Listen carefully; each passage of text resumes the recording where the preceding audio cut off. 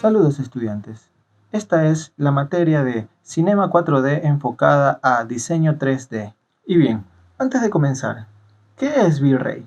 V-Ray es el motor de renderizado más utilizado para la realización de render fotorrealistas. V-Ray, el revolucionario motor de render que aprovecha la potencia de la CPU o GPU para proporcionar una respuesta inmediata agilizando el proceso de configuración de iluminación y materiales. Una vez dada una pequeña explicación, vamos a proceder a la descarga e instalar V-Ray para Cinema 4D de Windows. Lo primero, descargan V-Ray en el enlace que les voy a dejar en la descripción.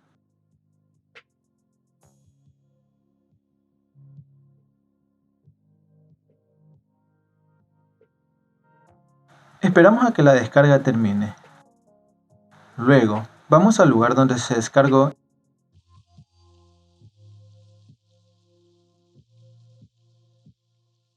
No olviden de desactivar el antivirus antes de realizar la instalación. Descomprimimos el archivo.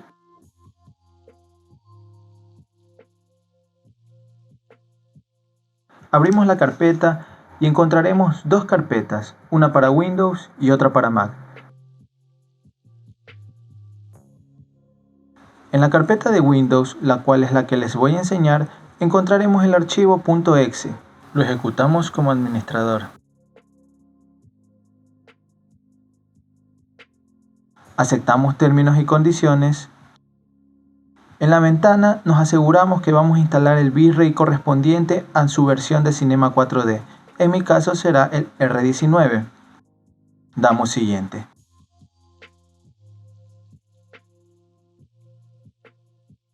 Una vez finalizado, nos aseguramos que en esta ventana estén desmarcadas estas dos pestañas y damos a finalizar.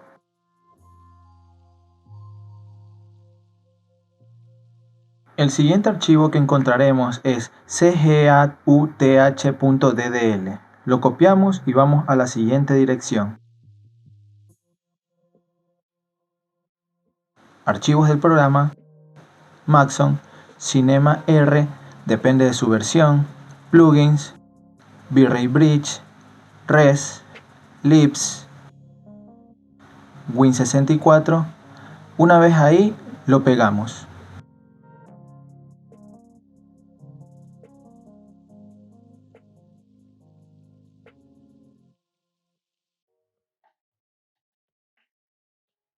El otro archivo, V-Ray brdfscan.ddl,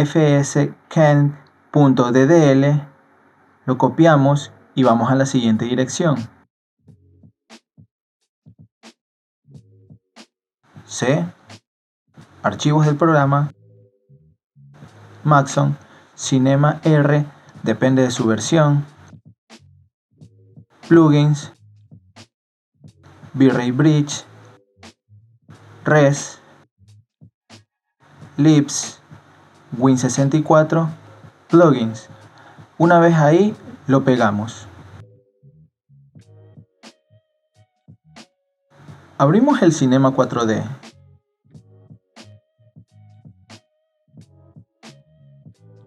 Y encontraremos las pestañas de V-Ray. Recuerden, si no está aquí, en versiones anteriores de Cinema 4D se encuentra en la pestaña de plugins. Una vez instalado, vamos a iniciar con la configuración. Muy bien, abierto el Cinema 4D, el primer cambio que le vamos a hacer es ir a la pestaña de edición, preferencias o lo que es lo mismo, control E. Vamos al apartado de interfaz, vamos donde dice idioma y cambiamos de español a inglés. Cerramos la aplicación y la volvemos a abrir. Una vez reiniciado, vamos donde dice layout y seleccionamos el que dice estándar. Ahora les mostraré cuál es la configuración que se utiliza para V-Ray.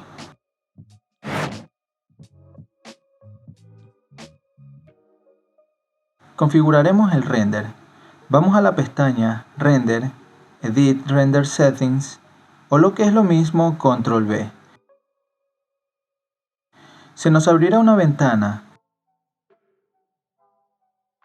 Vamos donde dice Render y seleccionamos V-Ray Bridge. Se nos habrá activado las opciones de V-Ray Bridge. Vamos al apartado de Output o salida y usamos la siguiente configuración. La resolución la dejaremos a 72 dpi porque va a ser representado en pantalla.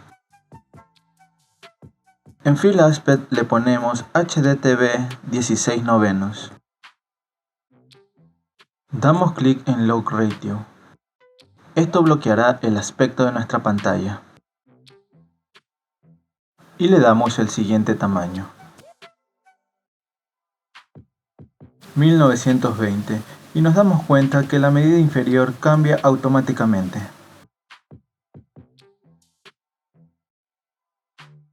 La resolución la dejaremos a 72 dpi porque va a ser representado en pantalla.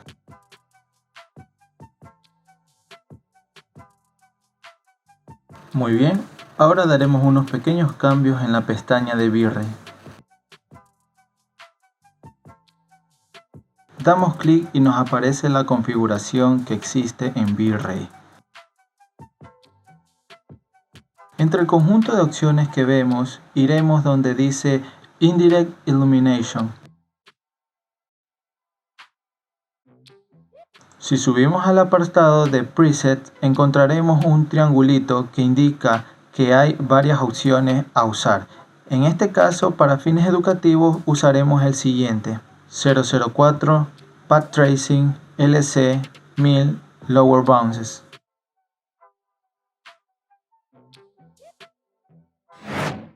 Primary y Secondary GI Engine son los tipos de interpretaciones que puede hacer V-Ray y se combinan de acuerdo a lo que uno desee. Le asignamos más abajo, encontraremos las opciones de potencia de cada uno de los engines que estamos usando. Esto se modifica de acuerdo a la computadora y a los deseos del usuario. Si su computadora es de bajos requisitos, reduzcan las opciones Subdivisions y Ray Depth. Para guardar nuestra configuración, iremos abajo donde dice Render Settings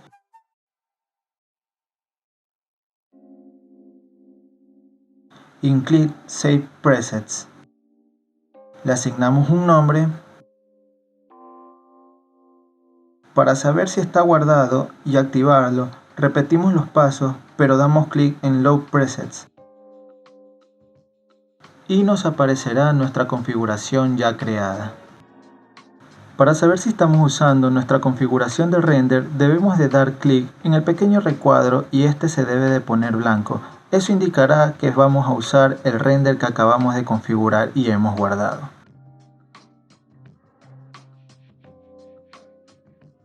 Para explicarles el renderizado de Cinema 4D, aplicaremos nuestra configuración a un pequeño proyecto. O lo que es lo mismo, nos dirigimos al menú de crear, objeto Spline, mantenemos presionado y se nos abrirán las opciones. Seleccionamos el rectángulo.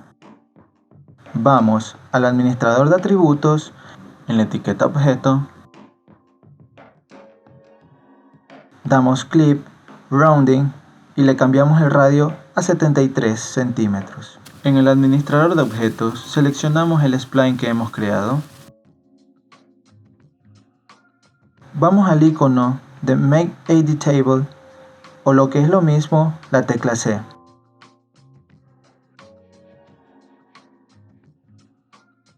Una vez hecho editable, vamos al botón de modo de puntos, seleccionamos los diversos puntos y comenzamos a borrar. Como vemos, nos ha quedado unido por un spline. En el administrador de objetos, seleccionamos el spline que hemos creado y luego nos dirigimos abajo al administrador de atributos. En la etiqueta de opciones, nos damos cuenta que las opciones han cambiado. Esto es debido a que ahora que el spline es un objeto editable y no tiene los mismos atributos que el spline rectángulo. Quitamos la opción de Close Spline y estiramos este punto.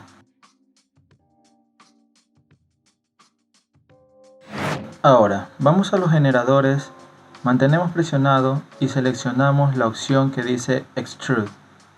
Como hemos notado, aún no pasa nada. Esto es debido a que tenemos que hacerlo hijo. Pero una mejor manera de ejecutar un generador es: seleccionamos el spline, nos dirigimos al menú de generadores, mantenemos presionado, damos la esfera y con Alt presionado damos clic en Extrude. Esto nos aplicará directamente el generador al spline. Seleccionamos el generador que hemos aplicado y nos dirigimos abajo al panel de atributos. Vamos a la opción que dice Movement y le aplicamos 1 centímetro de profundidad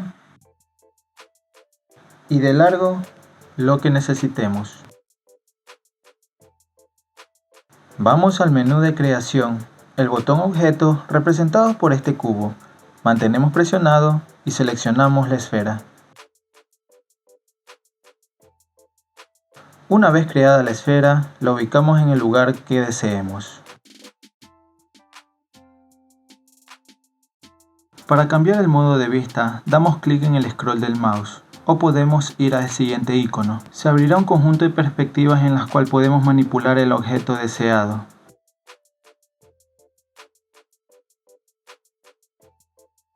Podemos seleccionar cualquier tipo de vista dando clic con el scroll del mouse o en el icono cambiar vista en cualquiera de las ventanas que se han abierto.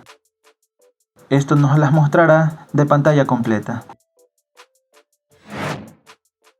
Una vez ubicada la esfera en donde deseamos, procedemos a renderizar. Presionamos Control R o damos clic en el icono de Render View. Como hemos notado, el render aparece totalmente en negros. Esto significa que V-Ray necesita de 2 objetos para realizar una buena interpretación: el objeto cámara y el objeto luz.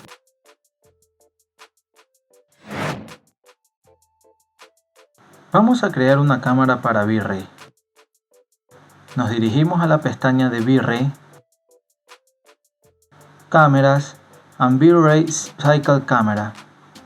Para saber si tenemos la cámara enlazada a la vista, lo primero que tenemos que ver es este pequeño recuadro. Damos clic en él y se pondrá blanco. Esto significa que nuestra cámara está enlazada directamente a la vista del viewport. Si deseamos desactivar la cámara, volvemos a dar clic en el pequeño recuadro. Este se volverá gris. De esta manera moveremos en la vista sin mover la cámara. Renderizamos una vez más. Nos dirigimos al menú de render, opción Render View. Una vez establecida la cámara y deseamos que no se mueva, damos clic derecho en la cámara, Cinema Tags, Protección. Esto bloqueará cualquier movimiento de la cámara. Para salir de la cámara tenemos que volver a dar clic en el pequeño recuadro blanco. Una vez vuelto gris podremos movernos libremente otra vez.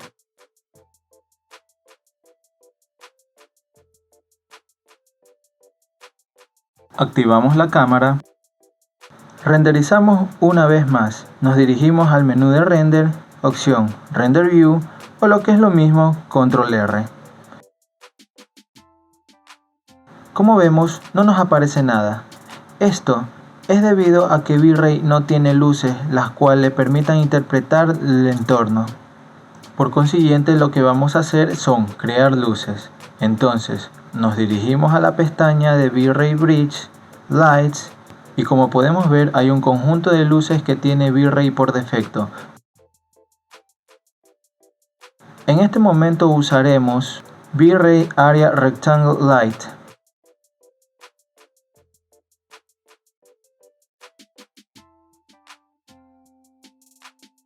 Una vez creada la primera luz, la ubicamos en la posición que deseamos. Para modificar las opciones de luz, damos clic en las opciones de luz de V-Ray y no en el objeto luz en sí. Nos dirigimos abajo al gestor de atributos. En la pestaña Common podremos modificar la intensidad de la luz.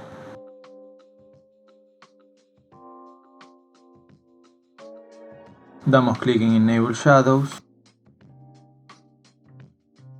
y procederemos a ubicar las luces en los lugares correspondientes. Pero antes les enseñaré un truco. Ahora damos clic derecho en la luz, Cinema 4D Tags, Target. ¿Esto para qué funciona? hará que el objeto que tenga la etiqueta se mantenga enfocado al objeto que deseemos. Por ejemplo, si deseamos que el objeto luz que hemos creado se mantenga enfocado en la objeto esfera, seleccionamos la etiqueta ya creada y nos dirigimos abajo al gestor de atributos. Ahora seleccionamos el objeto que deseamos que sea el objetivo, damos clic y sin soltar lo arrastramos a la opción que dice Target Object. Ahora, como nos damos cuenta, las luces se mantienen directamente fijas en nuestro objeto esfera. Para copiar las luces, lo primero que tenemos que hacer es seleccionar la luz, seleccionamos uno de sus ejes y con control presionado arrastramos. Esto nos dará una copia exacta de la luz de área que tenemos y procederemos a ubicar las luces en los lugares correspondientes.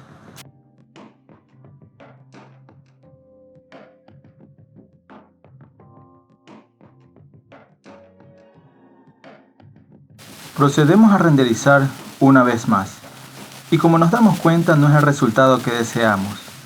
Pero antes vamos a crear unos materiales.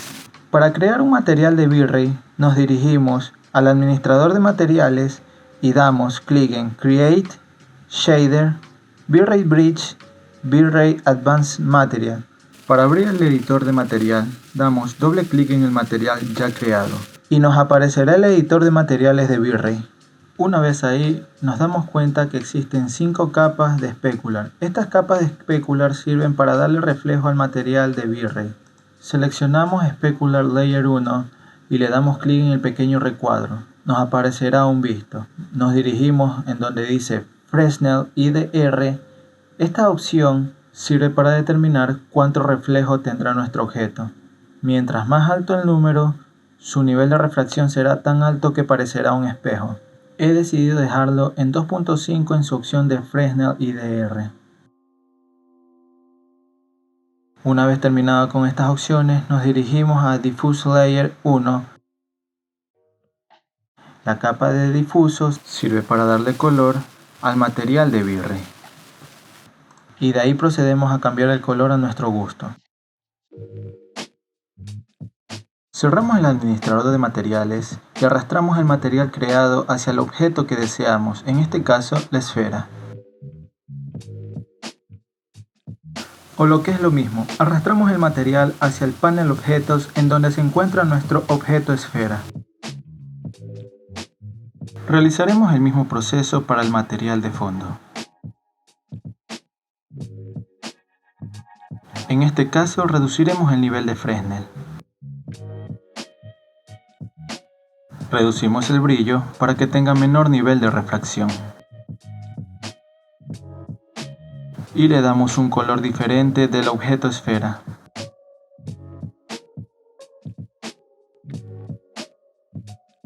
Arrastramos el material hacia nuestro escenario. Activamos la cámara seleccionando el pequeño recuadro que está a su lado. Ahora vamos al menú de render y seleccionamos la opción Render View. Muy bien. Notaremos que el render no se acerca aún a lo que deseamos.